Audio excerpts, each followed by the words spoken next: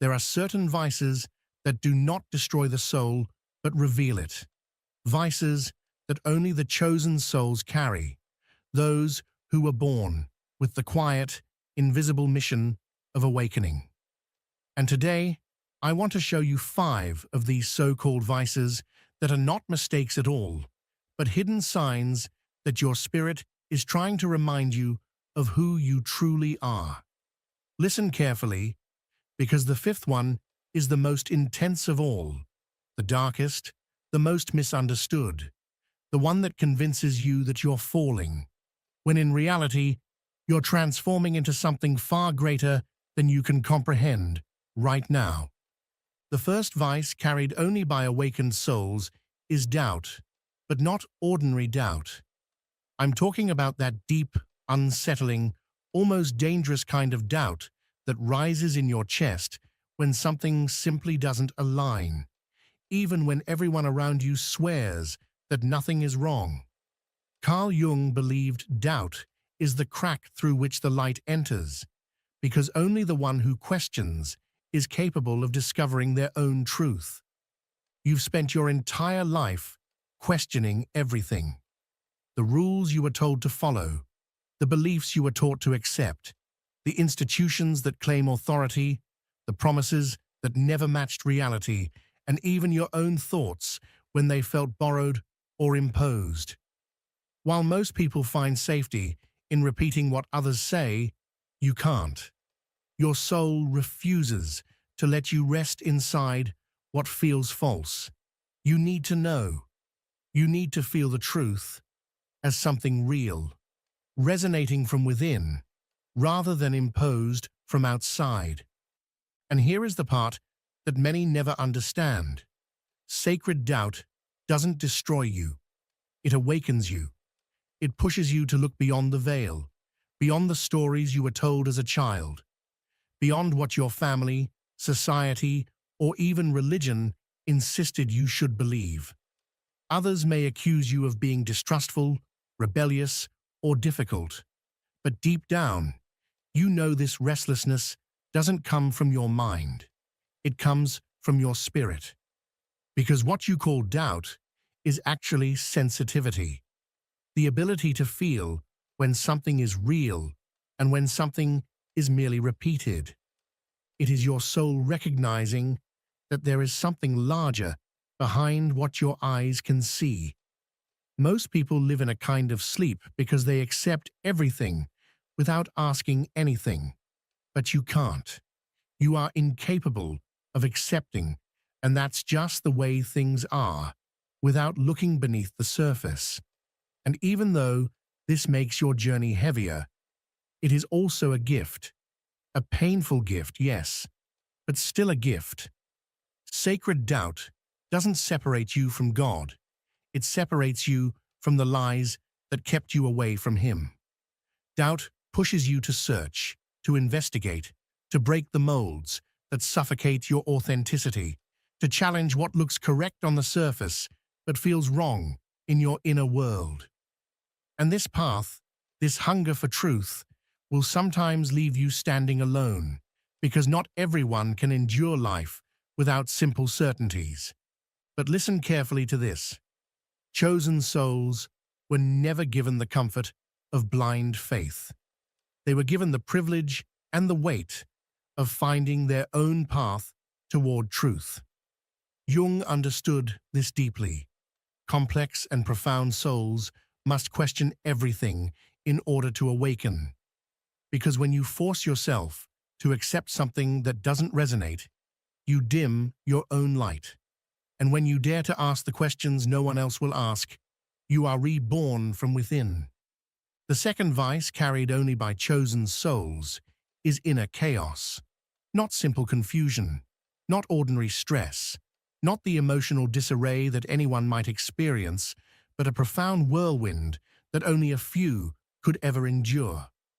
Carl Jung said that inside every soul, destined to awaken, lives a storm, an untamed force that can destroy you if you fail to understand it, but can completely transform you if you learn to listen to it.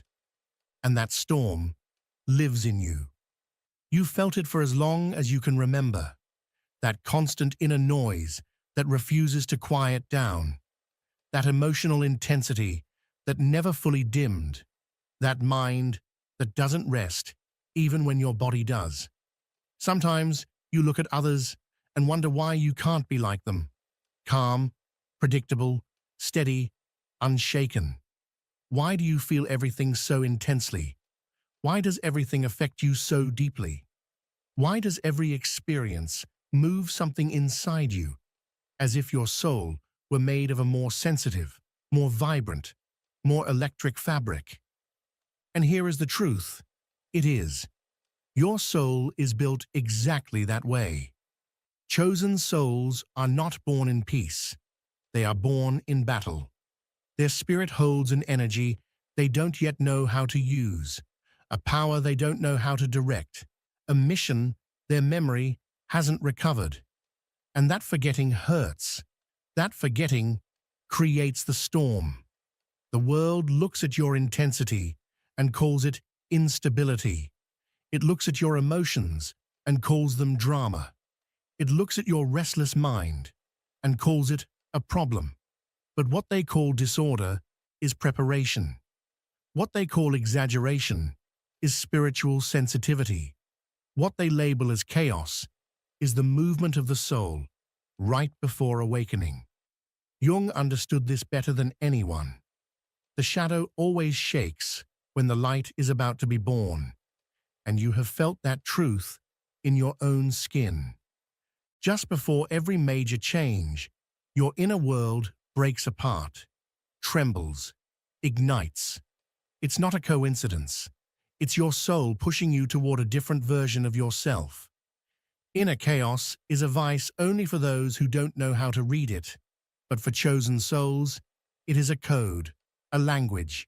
It is telling you that you do not belong to the superficial, that you were not made to repeat patterns. Your soul is trying to free you from a life that has already become too small for who you are becoming. That is why, even when everything outside you is calm, something inside you remains restless, because your spirit responds to what is coming, not to what already exists. The third vice carried only by chosen souls is voluntary isolation, not simple loneliness, but a silent retreat that arrives without warning. From one day to the next, you no longer want to talk, you no longer want to socialize, you no longer want to be where you once fit perfectly. The world hasn't failed you. Your soul has begun to move. Carl Jung said that when the unconscious wants to reveal something important, it pulls you away from the noise, and you have felt that pull. That strange impulse to disappear for a while, to take shelter within yourself, to turn off everything external so you can finally hear what's happening inside. The world doesn't understand this. They think you're distancing yourself out of coldness, sadness, or indifference, but you know that isn't true. What pulls you away is not people. It is the deep need to find yourself again. It is a silent calling, one you don't hear with your ears, but with your soul. Chosen souls isolate themselves before they awaken, almost as if something within them knows that transformation can only happen when you are alone with yourself. In that isolation, there is discomfort. Yes, there are questions, confusion, emptiness.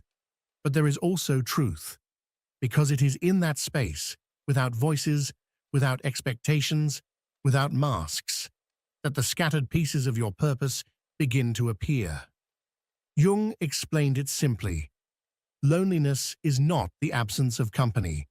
It is the presence of oneself. And when you isolate yourself, you begin to hear yourself for the first time in a very long time. Don't punish yourself for wanting to be alone. You are not running away from the world. You are returning to your center. You are not breaking bonds. You are clearing your energy.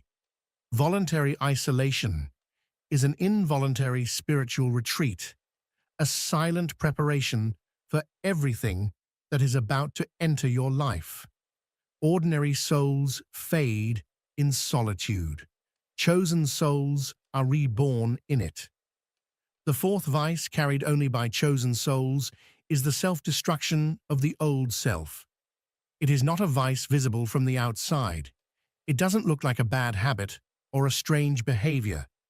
It is something internal, quiet, almost invisible. It is a force that pushes you to break everything, just when your life seems to be stabilizing.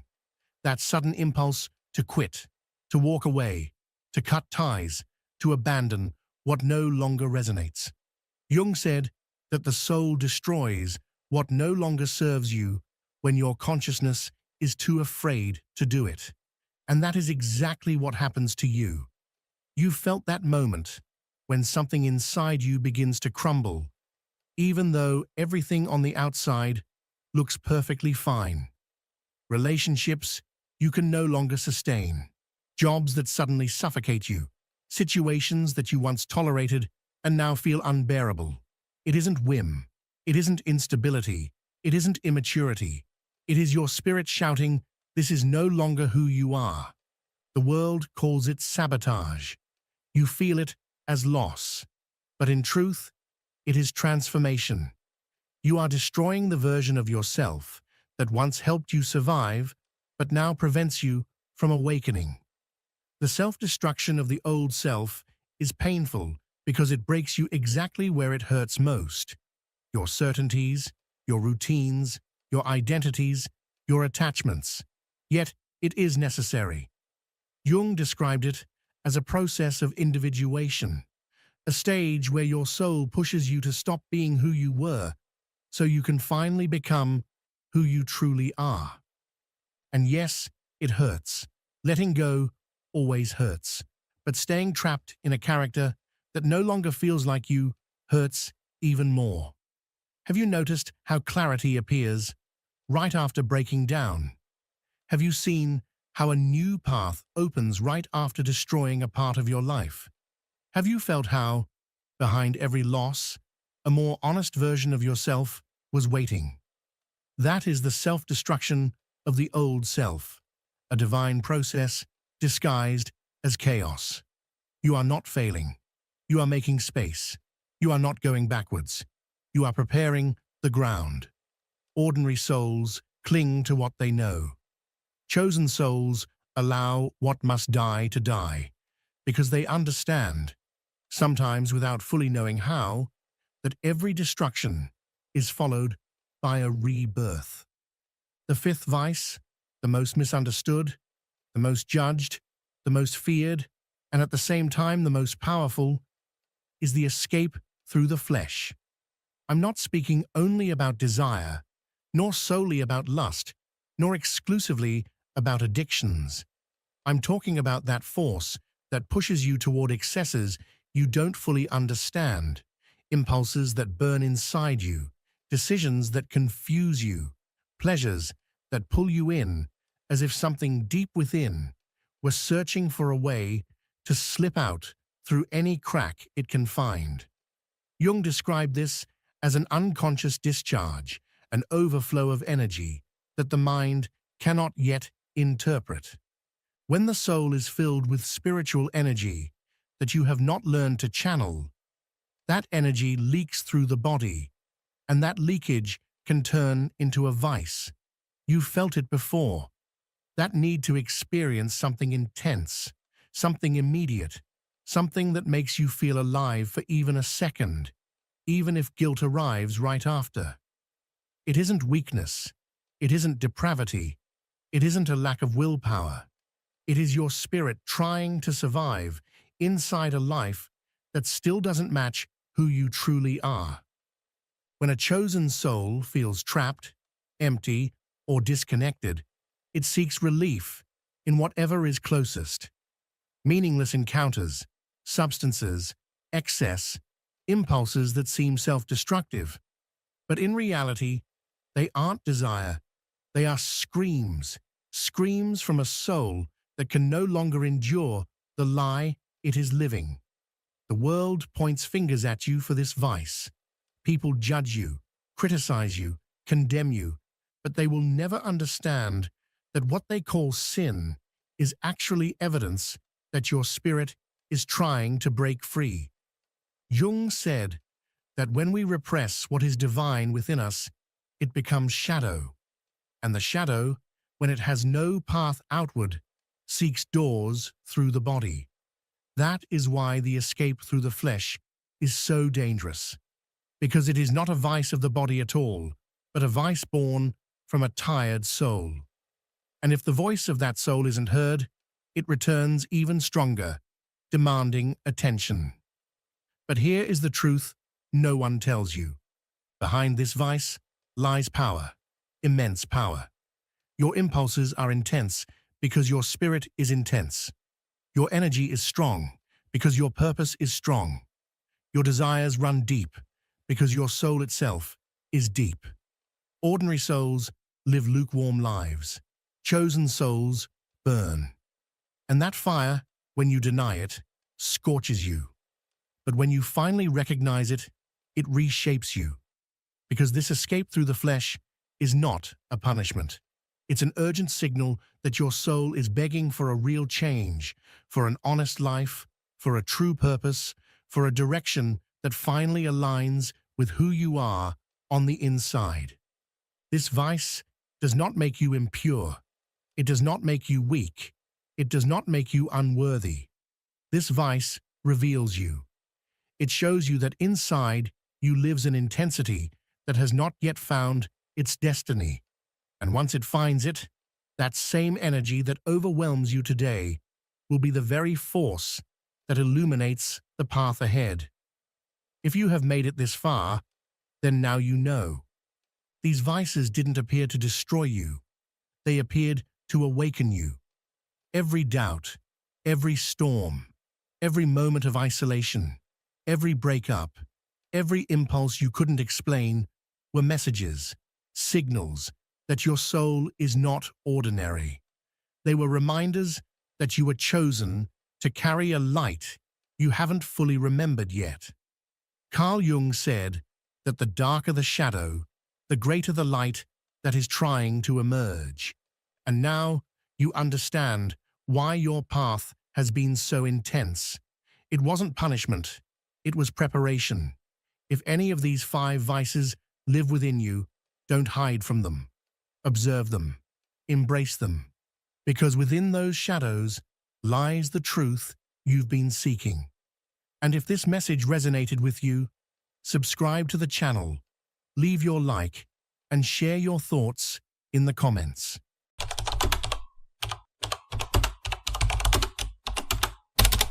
You're not here by coincidence. Something deep within you led you to this video at this very moment. And by the time it ends, you'll understand why. The awakening of the inner archetype is not something that can be forced or rushed. It's a silent and profound process, an invitation from the soul to remember its true essence, to reconnect with that primordial energy that has always been present within you, lying dormant until now. Even if it manifests in subtle ways, there are unmistakable signs that this awakening has already begun. One of the first is the sense that an internal force has started to guide you, even if you can't describe it with words. It's not just an ordinary intuition. It's a powerful feeling, as if something ancient and wise inside you has taken the reins of your life, influencing your choices with a strength that feels both familiar and mysterious. You no longer make decisions solely based on logic or the expectations of others.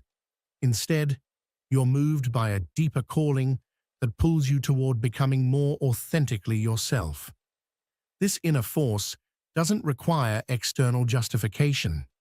It expresses itself as a quiet certainty, as a compass that points the way even in the midst of confusion. Your life begins to align with patterns you hadn't noticed before. Symbols, synchronicities, encounters. They start appearing, resonating in a way that goes beyond reason or intellect.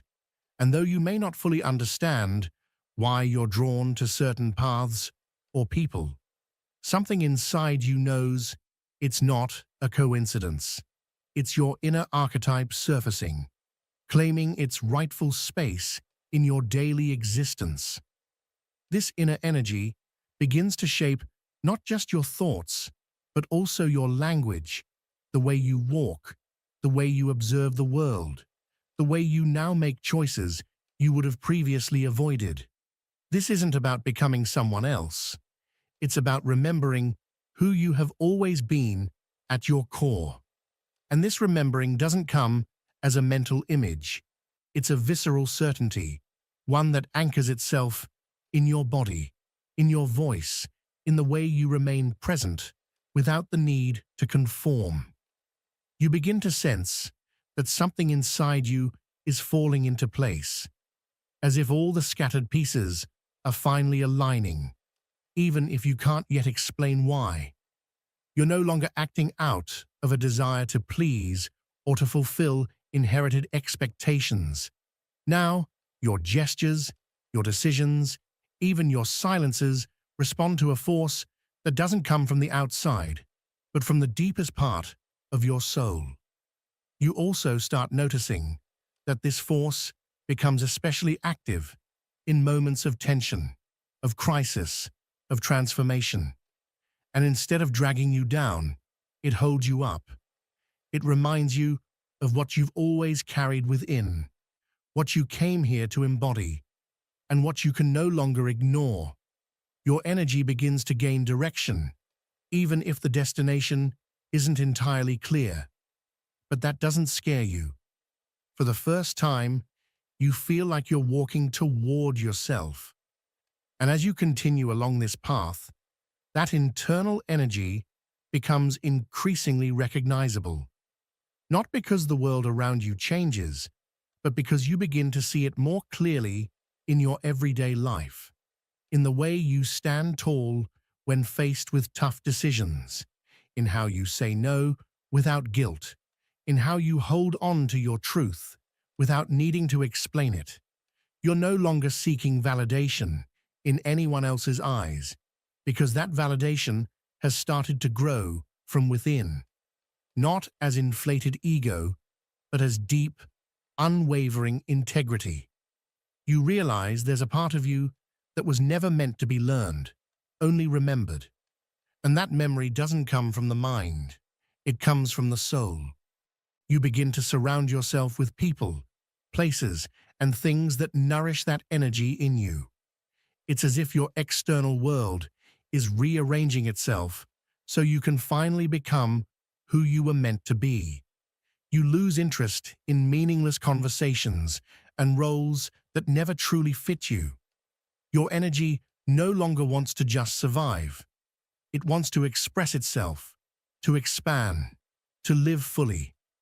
And this is the moment when your inner archetype not only awakens, it begins to integrate into your life. It's no longer just an abstract concept. It becomes a living force, one that urges you to speak more honestly, to move with more intention, and to live with more coherence. And that impulse can no longer be silenced. Because once your inner archetype awakens, everything that doesn't align with it begins to dissolve. Another sign of this awakening is a shift in your attention. You start to notice symbols, images, and messages that you used to overlook. This is not random. The language of the archetype isn't literal. It's symbolic, intuitive, profound. You begin to see certain numbers, words, shapes, or recurring dreams. They don't appear as superstition, but as real manifestations of what's moving within you. Your unconscious mind, which once operated quietly in the background, begins to communicate with you through signs that only you can truly interpret. You may find yourself suddenly drawn to certain animals, to ancient myths, or to archetypal figures like the wise elder, the healer, the guide, the warrior, or the inner lover. And it's not about outward admiration or wanting to become something you're not. It's something far deeper. It's an inner recognition, an echo from within that tells you this isn't new. It's not something you have to chase or become. It's something you already are. And now you're remembering it. A memory awakening, not from your mind, but from your soul. Symbols begin to appear in your dreams, strange yet familiar images that seem to carry a message. Unexpected visions emerge during meditation, or simple, seemingly random moments throughout the day align perfectly to show you something vital. And even if no one else sees it, you feel it deep in your bones. It's real, not necessarily in the visible world, but in the energetic one, in the emotional layers that transform you from the inside out. These symbols don't ask for logic. They ask for presence, for trust, for the kind of knowing that doesn't need to be proven, because it already is. You start to realize that your life isn't just a chain of random events. It's a vast and intricate web of deep meanings, a sacred language that you're only now beginning to decode. And with every moment of insight, that hidden script doesn't tell you who you should become. It reveals who you've always been, at the core of your sacred essence. It's like learning to read a map you didn't know you were carrying, and once you begin, everything changes. The ordinary starts to speak in extraordinary ways. Your daily life, once filled with routine and automatic behaviors, becomes infused with meaning. You no longer crave grand answers, because every small sign, every subtle shift, brings a forgotten part of you back to life, a long-lost emotion, a hidden strength, a truth that had waited in silence for years just to be named. This symbolic connection doesn't just make you more aware, it makes you more open. Your intuition sharpens, your inner compass begins to point more clearly.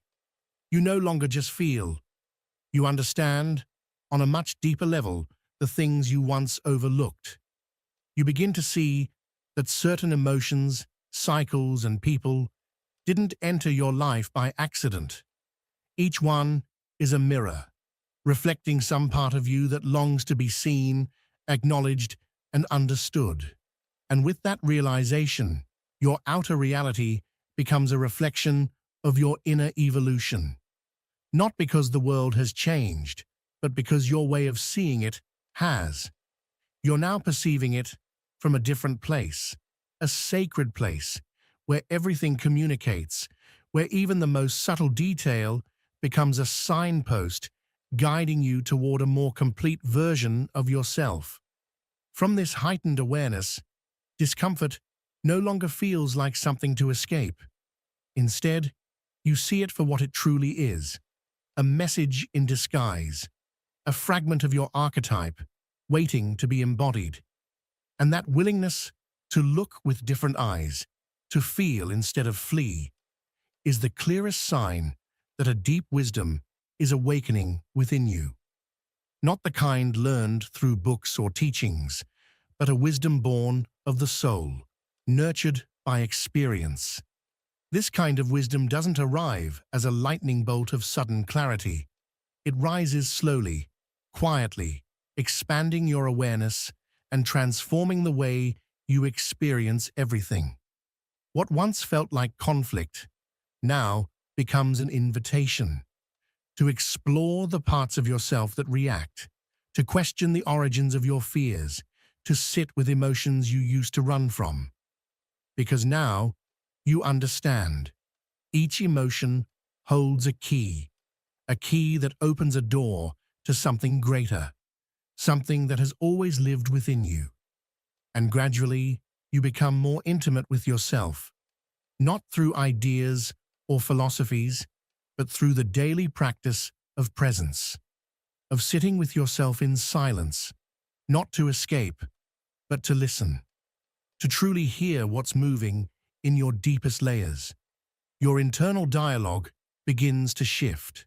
You no longer speak to yourself with doubt or blame. You speak with care, like someone who knows they're on a sacred journey, someone who doesn't need to have it all figured out, but can no longer afford to keep ignoring their truth. You start to see that the symbols don't just come in dreams or signs from the universe, they appear in your reactions, your repeated words, the patterns you project onto others, what you criticize, what you admire, what you fear or avoid, all of it reveals your inner world more than the external one. And instead of feeling overwhelmed by this realization, you feel empowered because now you know you have the tools to transform what once felt fixed and immovable. Even your life cycles become clearer. You begin to notice how certain patterns repeat, not as punishment, but as opportunities to integrate unresolved parts of yourself.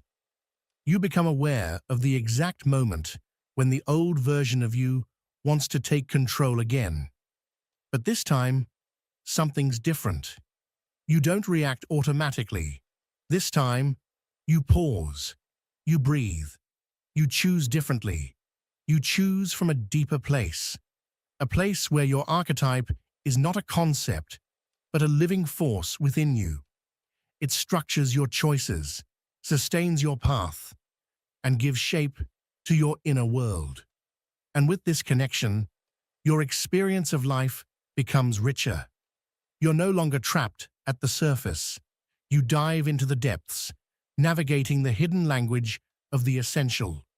And you do it with the calm clarity of someone who no longer needs to escape, because you've begun to recognize yourself in the very things you once avoided. The third sign appears when something deep within you begins to shift, when your identity starts to shed the layers of roles, personas, and masks that no longer align with your true essence. This transformation isn't superficial, and it certainly isn't a fleeting act of rebellion. It's not about changing your style or updating your appearance. It's a profound internal purification, a deep and sometimes unsettling process where you begin to see, perhaps for the first time, that much of what you believed yourself to be wasn't really you. It becomes painfully clear that many aspects of your personality were merely adaptations, constructs designed to make you feel safe, accepted, validated. You had unconsciously created characters, molded versions of yourself, just to fit in, to avoid rejection, to gain approval, or simply to survive in a world that demands conformity. But something inside you stirs. Something ancient and wise begins to wake up. When your inner archetype starts to awaken, these roles, however useful they once were, can no longer sustain themselves. Not because they are inherently wrong or bad, but because they've become too limited, too small to hold the immense energy that is now beginning to surge through your being. Suddenly, pretending becomes unbearable. You can no longer feign interest in things that don't resonate with your soul. The illusion starts to dissolve. Relationships that once felt comfortable or even necessary begin to feel hollow. You realize that you can't keep walking paths your spirit never chose, even if you once fought hard to be on them. What once looked like success now feels empty, void of meaning. And what you once avoided, out of fear, uncertainty, or conditioning, now draws you in with a quiet but undeniable force. This detachment isn't always graceful. In fact, it can feel like mourning. Letting go of masks and identities that you wore for years can feel like losing pieces of yourself. But in truth, you're not losing anything essential. You're returning. You're being stripped down to your core, to the raw and unchangeable part of you that cannot be bargained with or diluted. It's not a breakdown. It's a breakthrough.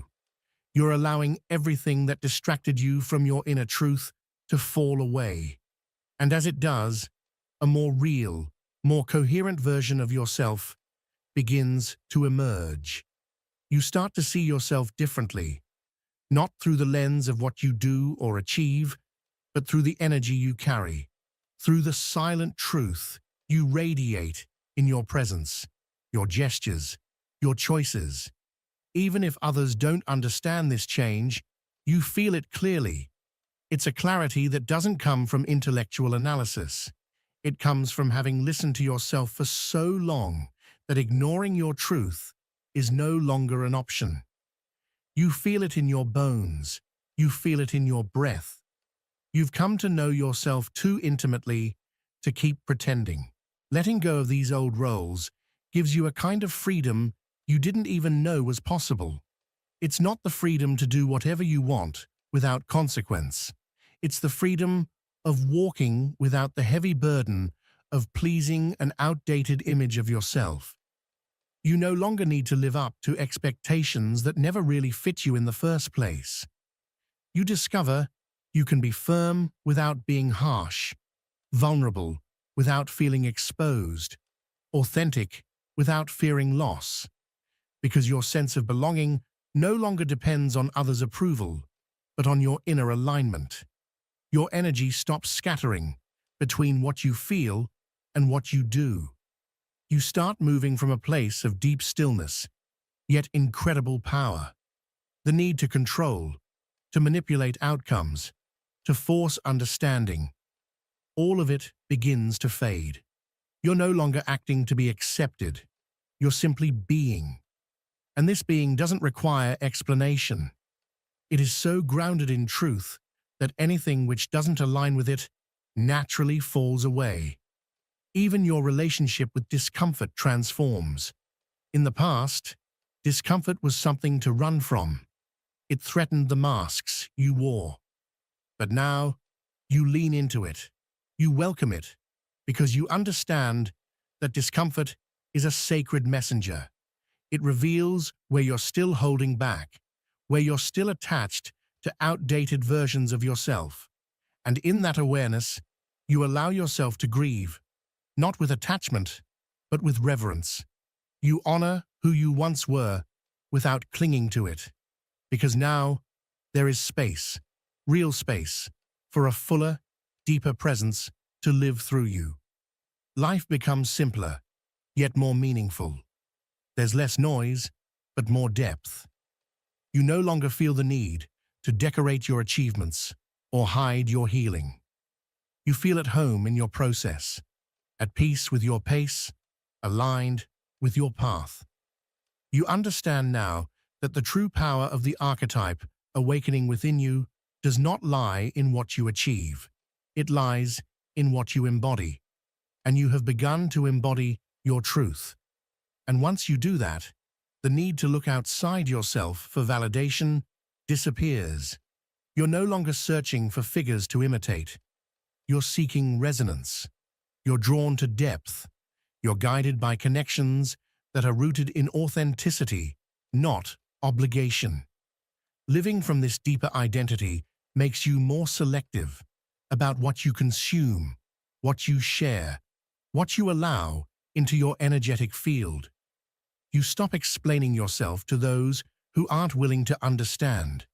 You stop trying to be seen by people who only recognize the surface, because your worth no longer hinges on being understood by everyone. It's now grounded in being honest with yourself. And this changes the way you relate to others, not from a place of need, but from presence, not from a mask, but from the frequency you emit simply by being real. That frequency begins to shape a new reality around you. You attract people who vibrate at the same depth. You find yourself in spaces where you can finally breathe without performing. You receive opportunities that don't feel like obligations. They feel like answers.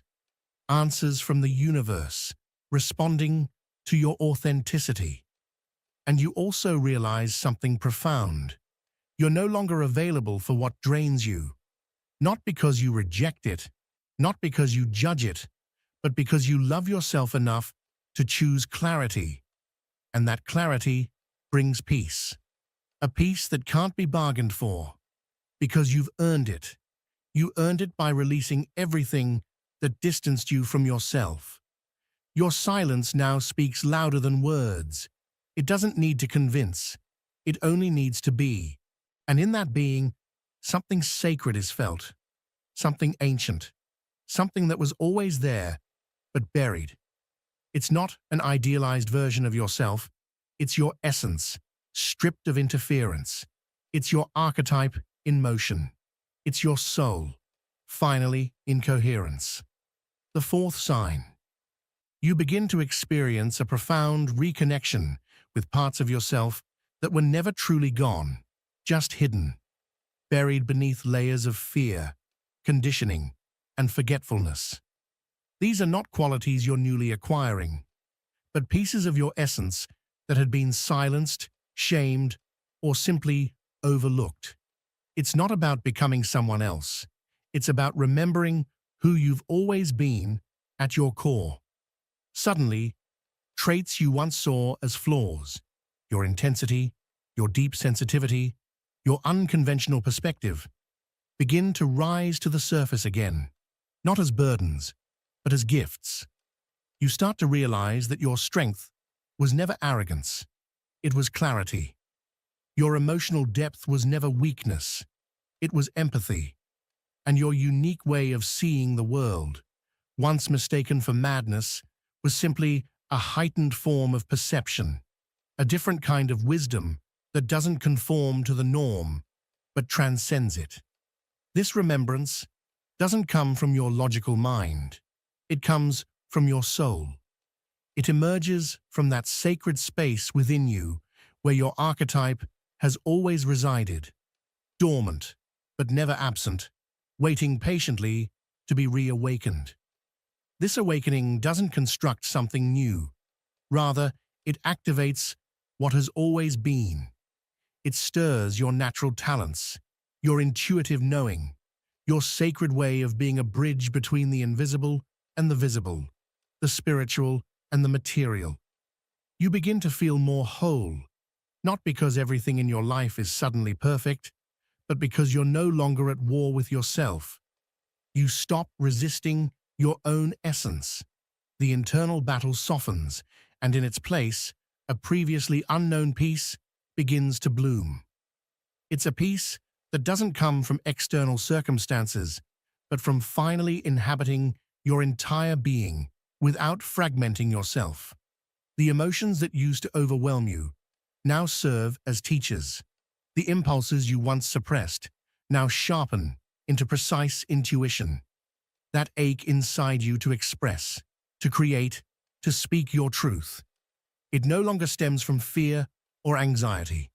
It becomes a sacred urgency, a deep calling that you can no longer ignore.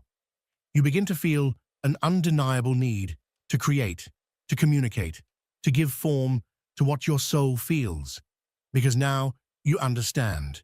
This is also part of your purpose. Even if you're still on the journey, you come to a beautiful realization. You don't need to evolve into some better version of yourself. You only need to continue making space for that inner voice, that presence within you that already knows who you are, why you're here, and that finally, at last, has been given permission to bloom. And when this part of you begins to bloom, it doesn't do so with noise or with the need to be seen. It blooms in silence, in quiet determination, the way truth always does. You no longer feel the need to prove your worth, because you see now that your worth has always been there, waiting for you to stop hiding it, waiting for you to stop apologizing for it, waiting for the moment when you'd allow it to speak freely through your every word and action. What you once repressed in order to fit in, you now honor as the very essence of what makes you unique. Your creativity, your emotional intensity, your capacity to sense what others cannot, all the things you tried to silence so you wouldn't be too much, now rise in you like sacred flames. They're not accessories. They're not burdens. They're sacred tools, alive and vibrant, meant to guide you back to your archetypal energy. This energy isn't interested in labels. It doesn't obey formulas or expectations. It is wise, ancient, sometimes even contradictory, but always real, always true. And slowly, you begin to live from that place with less fear, with more surrender. A quiet confidence takes root in you, one that no longer depends on being validated by others. You stop defining yourself by how others see you. You begin to define yourself by what you are able to hold within, by your own inner presence, your own unwavering truth. This gives you a deep, grounded stability, not because everything in your life is under control, but because you've learned to trust your own roots. You've learned to lean into that inner fire that never goes out, even when the outside world tries to dim it. You begin to understand that you don't have to be in perfect balance all the time in order to be in alignment. Because living from your archetype doesn't mean being enlightened. It means being awake. And being awake means embracing both your darkness and your light. It means holding space for your chaos as much as your order. Because everything within you has a role. Every part of you, even the ones you once rejected, are now seen for what they truly are.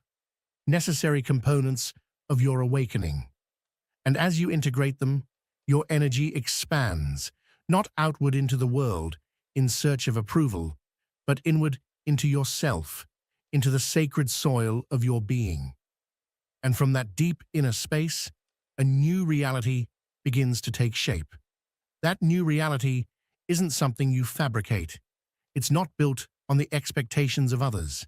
It is a natural manifestation of your energy, now unified, no longer torn between roles and masks.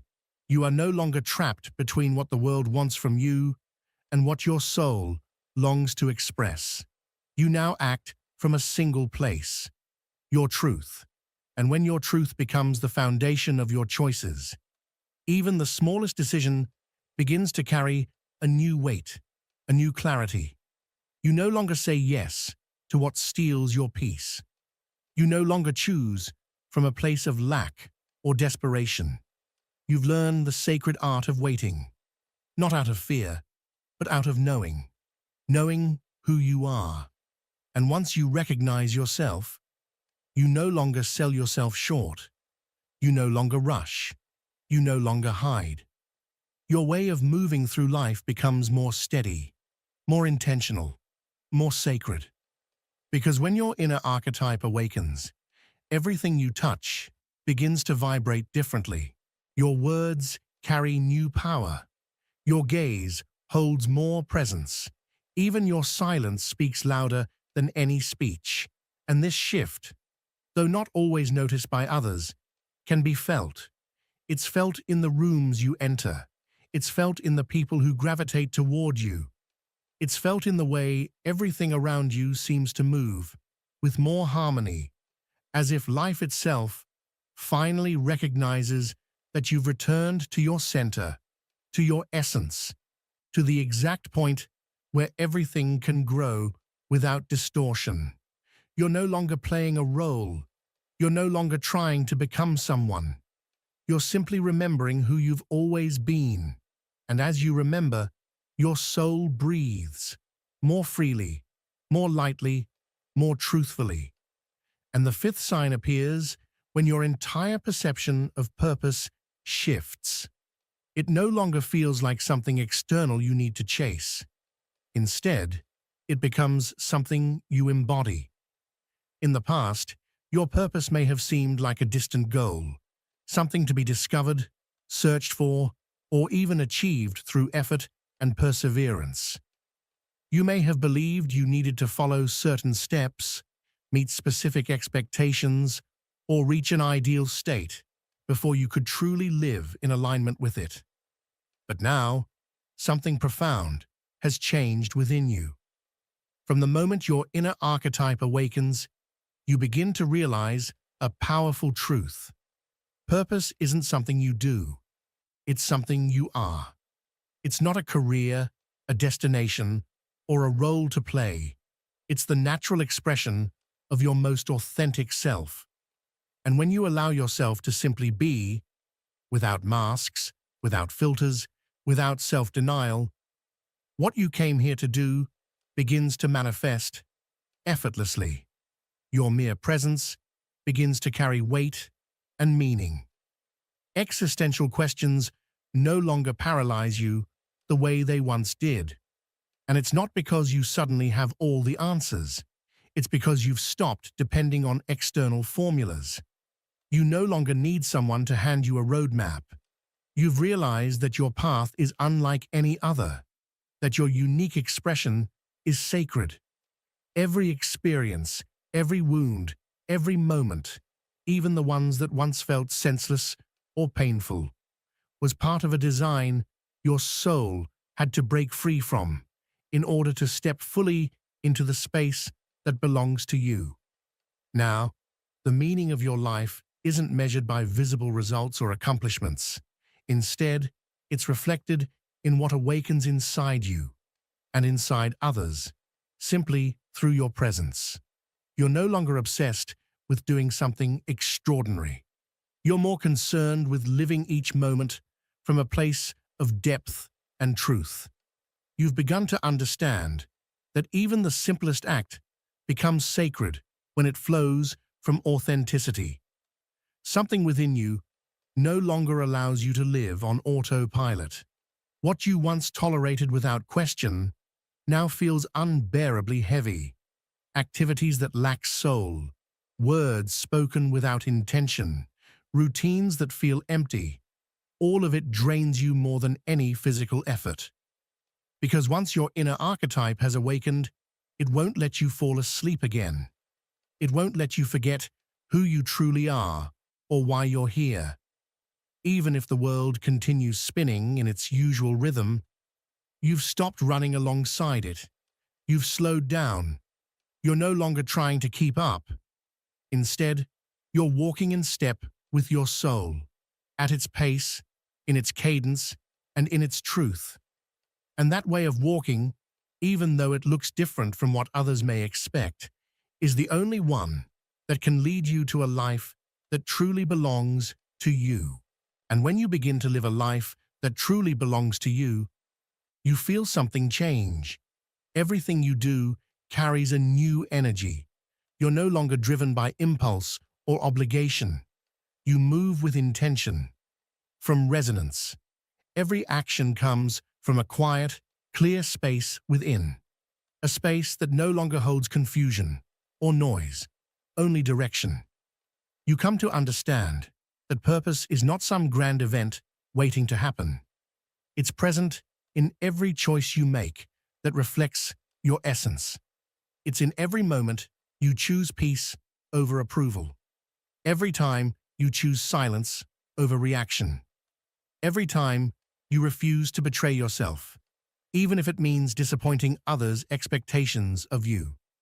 That inner alignment becomes your new measure of success. You no longer need achievements to feel worthy. You no longer need recognition to feel on the right path. Your compass is now invisible to the eyes of the world, but it's unwaveringly clear to your soul. Things that once seemed small now feel significant. A sincere gesture, a moment of deep presence, an encounter that stirs something within. All of it takes on a sacred weight, one you used to reserve only for the extraordinary. This is one of the clearest signs that your inner archetype is not only awake, it has become fully embodied. You're no longer seeking meaning in distant places. You're planting it here and now, with every step you take in alignment, with every word that comes from your center, with every day you choose not to forget who you are. That steady, quiet, and consistent decision to be true to yourself is the most real manifestation of your purpose. It doesn't require applause or validation. You feel it in your body. You sense it in your breath. In the calm that remains, even when the world outside is chaotic. You realize that life is no longer about finding the path, but about walking it with loyalty to yourself, holding your truth, even when it isn't the most popular or the easiest. And that's where the extraordinary happens, not like a sudden explosion or dramatic change, but like a soft, elegant alignment between your thoughts, your emotions, and your actions.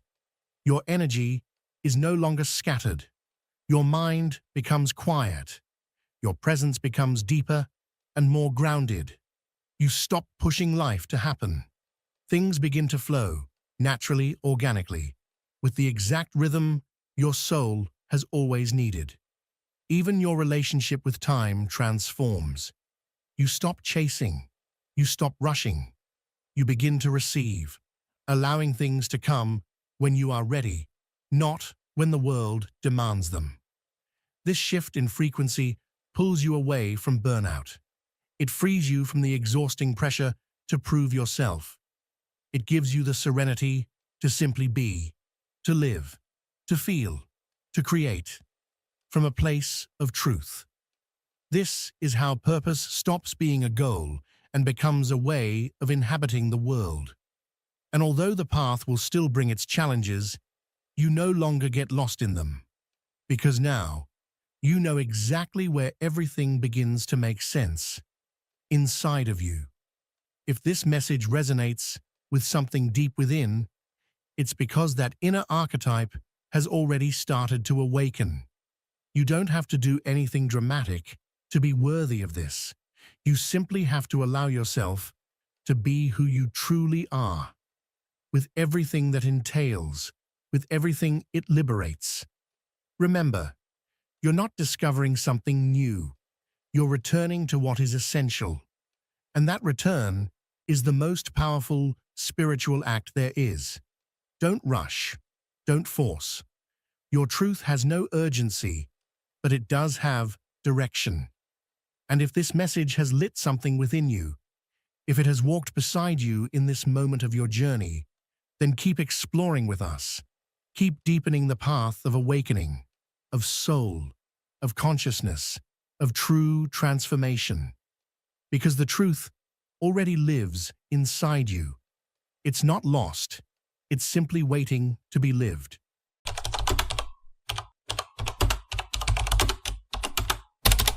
Sometimes it's not what you say, not how you walk, not even what you wear.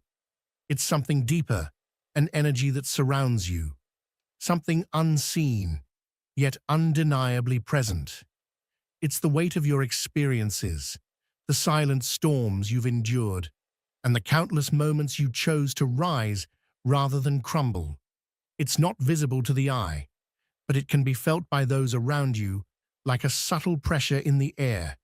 It's your aura. And this aura, this invisible force field you've built around yourself, wasn't born overnight. It's the result of years of silent endurance, of pain you never voiced, of wounds that healed without applause, of inner battles fought behind a smile. All of those things, all of that quiet strength, has shaped the vibration you carry now. It's your shield and your signature.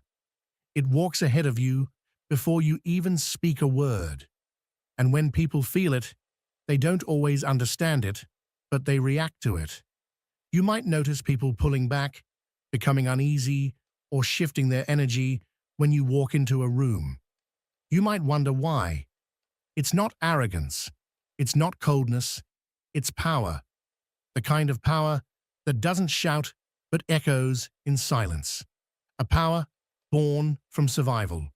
One you never asked permission to grow. You needed it to protect yourself, to stay afloat when life felt like it was drowning you. And now it radiates without you trying. Without effort, it just is. And here's the thing. Some people feel that. They feel you. And not everyone is ready to meet the version of themselves that your presence confronts. Not because you're doing anything wrong, but because your energy brings things to the surface. Things they've buried, insecurities, wounds, fears. Your existence reminds them of what they haven't healed yet.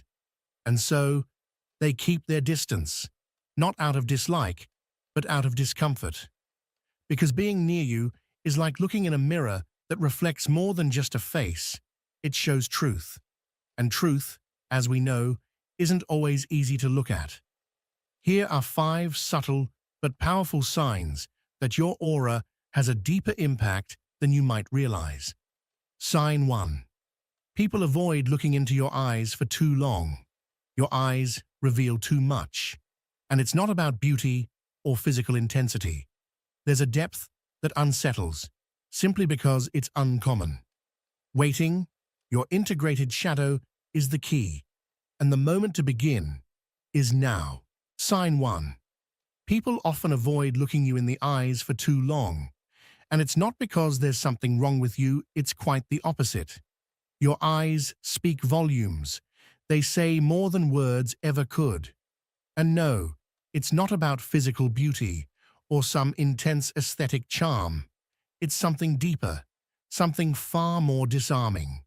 There's a rare kind of honesty in your gaze, a raw truth that most people aren't used to encountering. You see, we live in a world where pretending has become normal, where masks are worn daily, and where people get so comfortable hiding behind carefully constructed versions of themselves that they forget what real even feels like. Then you show up. You look at someone, not just at their face, but into them, through them. It's a look that peels back layers without effort, a look that doesn't judge, but sees, and that unsettles people. When someone locks eyes with you, even for a moment, they often feel exposed, like you've somehow read pages of their story they haven't shown anyone, like you've caught a glimpse of the things they work so hard to keep hidden. It's not that you're trying to do this. It's just something your energy does, silently, powerfully, without force. Your presence has the uncanny ability to touch nerves people didn't know they still had exposed. That's why many people glance away quickly. That's why conversations shift suddenly. Why some become nervous or oddly defensive around you without any obvious reason. It's not that there's something wrong with you. It's what your presence awakens in them. You stir something. You become a mirror, unintentionally, and not everyone is ready to look at their reflection with that kind of clarity. And so, your energy becomes a quiet challenge to those around you. A subtle reminder of what they've buried, of the truths they've denied. Without meaning to, you disrupt the comfort of the surface. You bring light to places they've kept in the dark. And even though they might not understand why they're reacting the way they are, pulling away, closing off, dodging your eyes, the truth is that it's never really about you. It's about what they see in themselves when they see you. And that is powerful. Sign 2. People admire you, but from a distance. It's not uncommon for some to praise your strength, your calmness, or how you handle life, yet they rarely come close. There's a kind of respect wrapped in fear, as if they sense you're carrying something they can't fully understand. And that distance isn't always rejection, it's often a shield. Many feel that being near you would demand more honesty from them. They'd need to confront their lives, their wounds, their own shadows. Your aura doesn't allow for surface-level connections, and that filters relationships, friendships, even silences. This quiet form of respect shows that, even if they never say it, people can feel it. Your energy is intense. And it's not because you're threatening, but because you carry emotional depth wherever you go. You hold truths without ever saying a word. Your presence alone makes people reflect, even without speaking. It's not about arrogance or superiority, it's a vibration that silently says, there's no room for pretending here. That aura around you, even if you're unaware, speaks a language of its own. It doesn't ask for explanations. It doesn't need to. It simply exists. And that alone is enough to make others feel exposed, uncomfortable, or in awe. Many want to get closer, but something inside them says they must prepare first. Because you're not a place to hide comfortably. You're a mirror that reflects clearly, no masks, no filters. And while many crave that kind of truth, not everyone is ready to face it. That respectful distance is a form of recognition. It's the soul's quiet way of honoring an energy that has already awakened while theirs still sleeps. Some people feel relief when you leave a room, not because they dislike you, but because your light reveals them, because your silence, your gaze, your unwavering presence undresses them. Without knowing, you've built an invisible strength, one that doesn't hurt but makes anything false feel out of place. And you wonder why you seem to intimidate even when you've done nothing. The truth is, you've done plenty. You've healed parts of yourself others are still avoiding. You've stopped pretending. You chose truth. You chose coherence over comfort. And that kind of coherence, even when silent, beats like a drum inside the hearts of those torn between fear and awakening. This kind of energy is rare, and that's why it isn't received lightly. That's why it's often misunderstood or mistaken for isolation. But your soul knows better. That distance was never a punishment. It's the confirmation that you're resonating on a frequency that no longer needs to fit in, only to remain loyal to itself. Have you started to notice that some people look at you with a mix of curiosity and caution, as if they can sense that behind your calm, there's an old storm you've learned to turn into clarity? They don't fully understand why your presence affects them so deeply, but you do. You're not trying to impress anyone. You're simply being yourself. And that alone is enough to disrupt the filters others use to shield themselves. Your aura, unintentionally, challenges the structure. You don't fit the mold. And in a world where pretending is the norm, someone who radiates authenticity can seem dangerous, not because you bring harm, but because you represent an alternative that can no longer be ignored. What you do, without trying, is remind them there's another way to live, to love, to exist.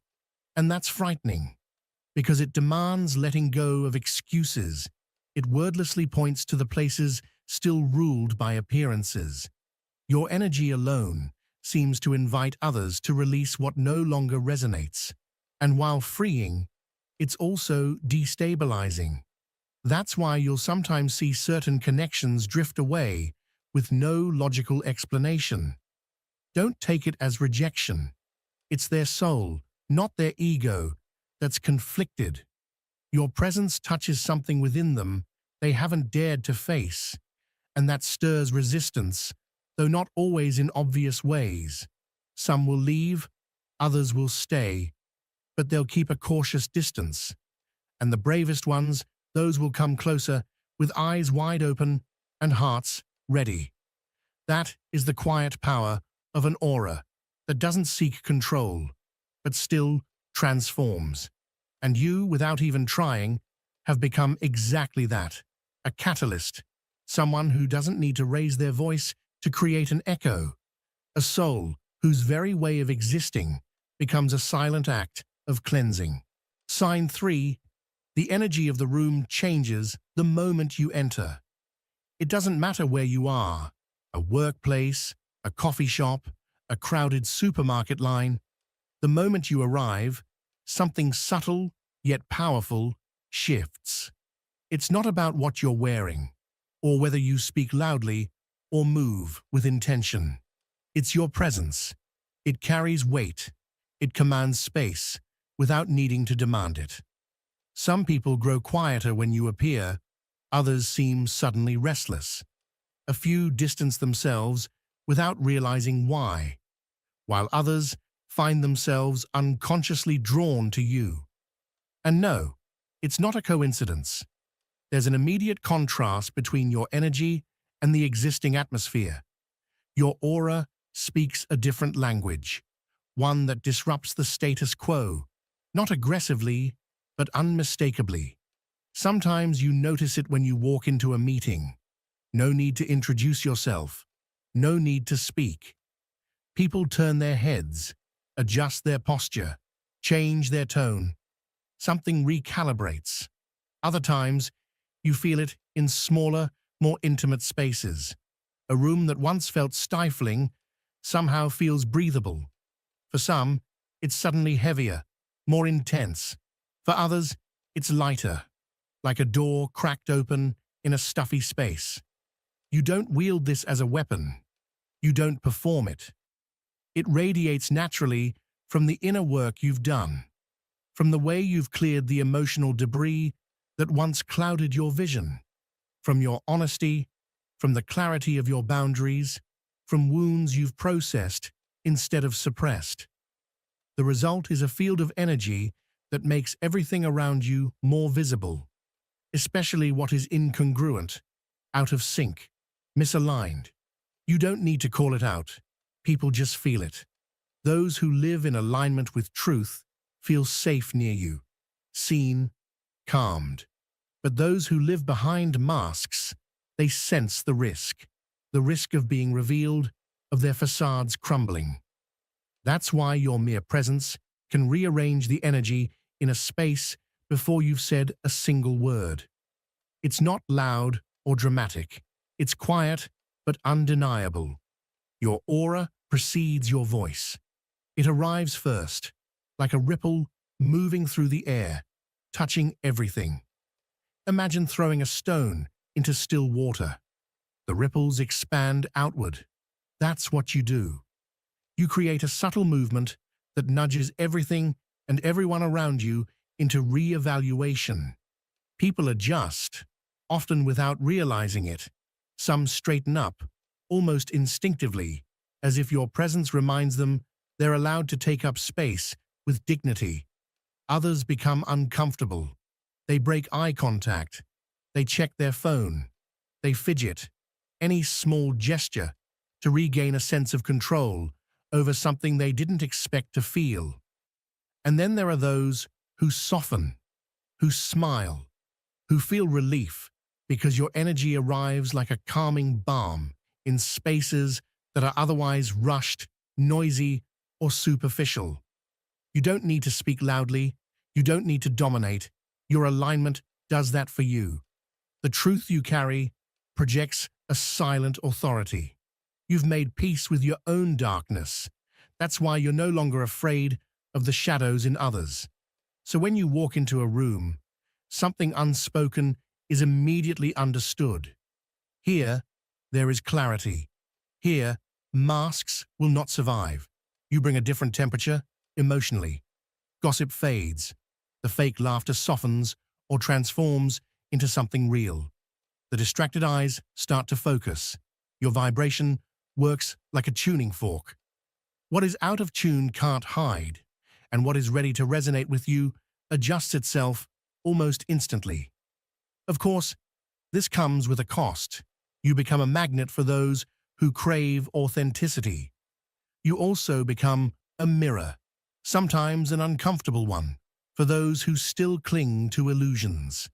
This can be draining if you don't protect your boundaries, because this constant energetic realignment, this invisible labor your presence initiates, demands presence and rest. You must remember, you are not responsible for fixing or soothing everyone. You're not here to manage their discomfort or repair their narratives. Your only task is to remain centered, to hold your frequency without effort, without growing resentful when others can't handle your light, and without inflating yourself when they admire it. When you can do that, stay rooted in yourself. Your energy no longer leaks or depletes. It becomes a self-sustaining field, and that's when the true magic unfolds. Spaces that once felt heavy become fertile ground for creativity. Conversations deepen without force. People who are drifting through life, numb and unaware, suddenly awaken, even if just for a moment. That is the true impact of your presence. When your light recognizes itself, you don't need to conquer. You don't need to dominate. You don't need to convince. You simply reorganize the space through the quiet force of your truth. Not through noise, not through ego, but through the invisible, undeniable frequency of who you truly are. Sign 4.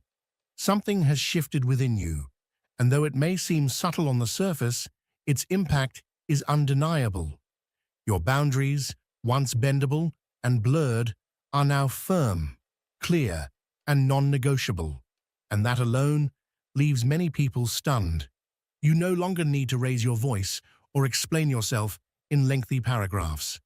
There's no need to justify your no, no need to overextend your yes. Now, you simply state where you stand, with calm, with clarity, with an ease that speaks louder than words. Your presence draws the line. Your aura speaks on your behalf. It says, "This is where I end. This is where I begin to protect myself." And it doesn't ask for permission to exist. Those who are used to your constant flexibility are caught off guard. People who once depended on your endless availability now find themselves halted by an invisible gate. A threshold that once didn't exist has emerged, and it cannot be crossed without consent. But what shocks them even more is that these new boundaries don't come across as harsh or cold. They feel radiant, dignified, like a soft wall of light, gentle but unbreakable. Some walk away, puzzled and uncomfortable. Others attempt to bargain with your boundaries, not realizing the old version of you they knew is no longer in charge. And a precious few, embrace this new version of you with gratitude. They adapt, they honor your clarity, and perhaps they begin to reflect on their own forgotten boundaries. Because something about your energy now inspires reflection. There was a time when you would bend, not out of genuine willingness, but out of fear, fear of disappointing someone, fear of losing affection, fear of being labeled selfish simply for choosing yourself. But now, you feel your body speaking the moment your inner space is violated. A subtle tightening in the stomach, a tingle at the back of your neck. Your intuition speaks clearly. This doesn't feel right. You no longer wait for the discomfort to grow louder. You no longer silence the voice inside. You listen. You act. Immediately. And no, you don't carry guilt with you when you say no. You've come to understand something vital. Protecting your energy is not selfish. It's sacred. Because when you are drained, your light dims. When you are whole, your presence heals. Your boundaries are no longer built in anger or placed as a reaction. They are rooted in self-respect.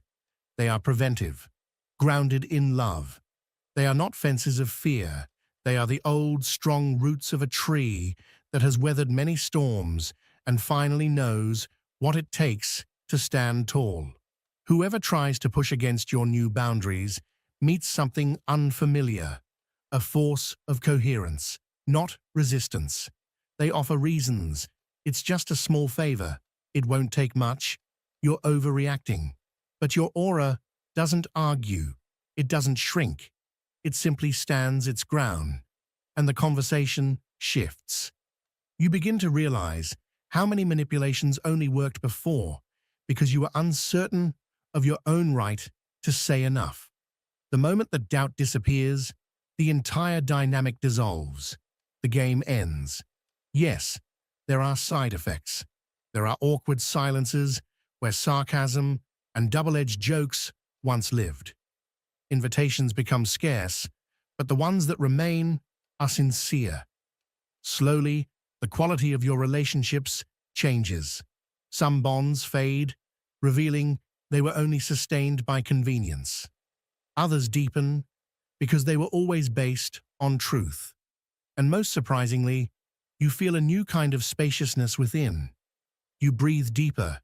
Your thoughts are clearer. There's less background noise. All the energy you once used to manage and accommodate others now flows back to you. You invest it in your purpose, your creativity, your well-being. Carl Jung once said, "Until you make the unconscious conscious, it will direct your life, and you will call it fate." And now you see how, by becoming conscious of your limits, you are quietly shifting invisible destinies. You are protecting your future self from unnecessary exhaustion. You are steering away from the illness that grows in silence. You are untangling the craving for constant validation.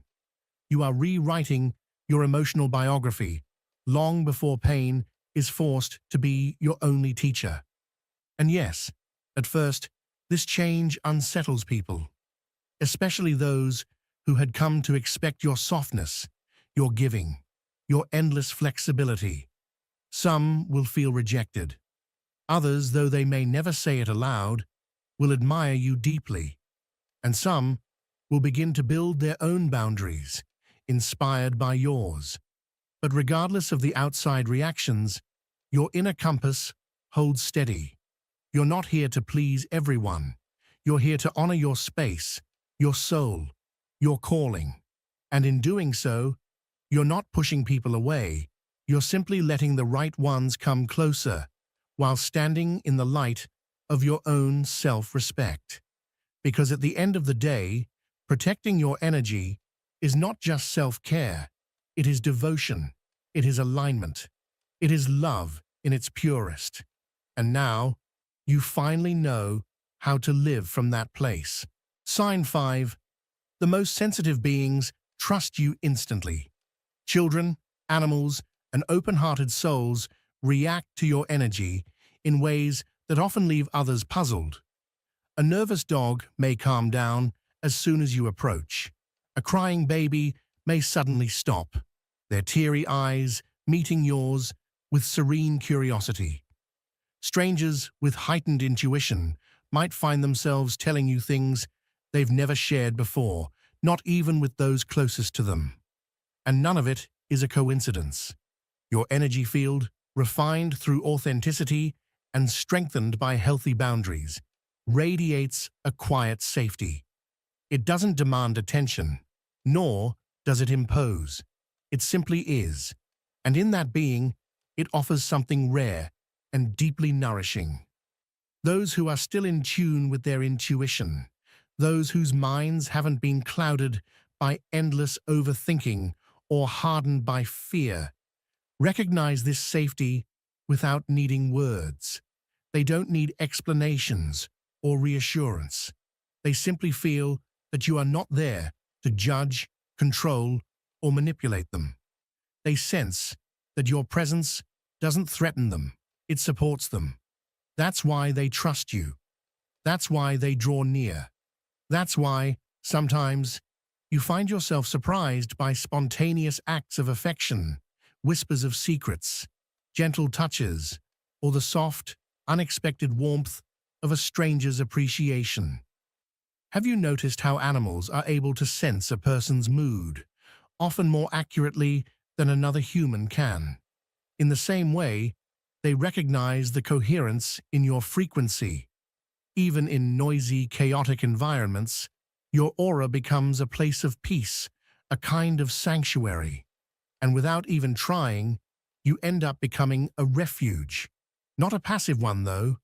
Your energy is still powerful and vibrant, but it no longer overwhelms those who live with emotional sensitivity. Instead, it nurtures them. It feeds their soul in ways few others can. This is the clearest sign that your light has been finely tuned, so much so that the most innocent, unfiltered emotional radars pick it up without hesitation. Not because you're perfect, but because your energy field now emanates integrity. And in a world overflowing with false personas and distorted truths, that integrity becomes a rare gift, one that the sensitive recognize immediately and honor with their trust. Have you ever had a moment where a skittish cat, one who doesn't let anyone close, suddenly chooses your lap as their throne? Or when a shy child lets go of their parent's hand just to walk toward you, eyes sparkling with unspoken connection? That's not coincidence. That's resonance. Their vibration does not lie. They sense that, around you, they don't need to armor up. Your aura reads as a judgment-free zone, a space where authenticity isn't something to fear, but the natural air they get to breathe. The sensitive ones notice subtleties that the overly rational mind has long forgotten. The tension behind a smile, the honesty in a sigh, the tranquility or the storm that someone leaves behind with every word they speak. And when they come into contact with you, they sense something steady, a calm current, a heartbeat that doesn't demand, just gently pulses with presence. It invites them to soften, to let go. It tells them, in the language of energy, you are safe here. It's not that you don't have shadows. You do, but you face them. You've integrated them. You don't hide them, nor do you project them onto others. That kind of energetic honesty puts people at ease. They understand, without needing to analyze, that there won't be emotional whiplash. There won't be hidden traps or silent expectations, just presence. The same thing happens with animals. They are perhaps the purest readers of energetic alignment. A dog may bark aggressively at someone who's smiling on the outside, but boiling with suppressed anger within. But with you, even in complete silence, their alertness fades. Your aura tells them, I don't need to dominate. And from that absence of threat, trust begins to bloom. Accepting this signal comes with its own kind of sacred responsibility. Becoming a refuge means caring for your vibration more deliberately than ever before. It means prioritizing your rest, because your exhaustion affects the beings who unconsciously take shelter in your energy. It means keeping your mind, body, and heart clean of emotional, relational, and even informational toxicity, because every dissonant particle disturbs the harmony that others come to you for, often without realizing it. It also means discernment. Not everyone who approaches your energy does so with the innocence of a child or the clarity of an animal. Some bring their wounds, not to heal them, but to feed on your peace, without any intention of evolving. That's why your boundaries, the ones you've worked so hard to build, are part of the same sacred act of preserving your light. To support others, yes, but without depleting yourself. To shine, yes, but never in a way that scorches your own essence. Over time, you begin to realize something beautiful, that this exchange is mutual. Every being that places their trust in you gives you something in return, a quiet offering, a reminder that your coherence is meaningful, that your path is real and needed, that your light no longer belongs just to your own personal story, but to a much wider tapestry of collective healing. So look into their eyes. Notice their breathing when they come near, that subtle relaxation in their shoulders, that long, unburdened exhale. They are living proof that your aura is doing what it was meant to do, creating space for truth to feel safe, holding room for life to finally breathe without fear. And that, in itself, is a gift. Thank you for making it to the end. If you've recognized any of these signs in your life, take it as a reminder of the strength that lies within your authenticity. Your aura doesn't need approval to shine, only your daily commitment to honoring it. Tell me in the comments which of these 5 signs resonated with you, or what experience you've had noticing the impact of your energy on others. Reading your story can become the beacon needed by another soul who still feels alienated within their own power. If you'd like to continue exploring this journey of light, shadow, and inner awakening, subscribe and ring the bell. We'll continue walking together, guided by Jung's wisdom and the deep voice of your soul. Share this video with someone whose light deserves to be recognized. Your energy is a gift, and the world, more than ever, needs to see it. Thank you for letting it shine.